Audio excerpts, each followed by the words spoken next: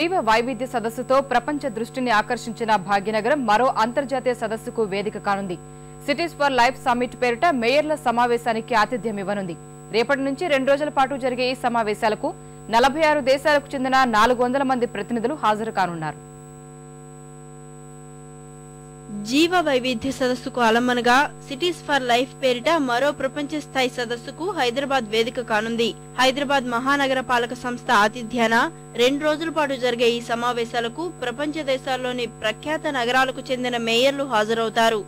మన దేశంలోని 50 నగరాలకు చెందిన మేయర్లు కూడా పాల్గొనే ఈ భేటీలో మెట్రో నగరాల్లో జీవ వైవిధ్యం, వాటి పరిరక్షణకు స్థానిక ప్రభుత్వాలు తీసుకుంటున్న చర్యలపై చర్చిస్తారు.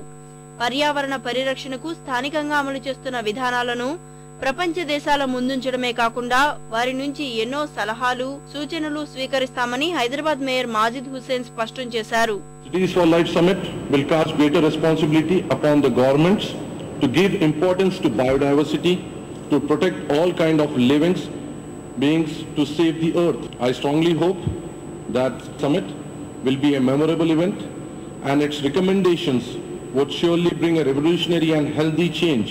గవర్నర్ నరసింహన్, ముఖ్యమంత్రి కిరణ్ కుమార్ రెడ్డి ఈ సదస్సును ప్రారంభించనున్నారు.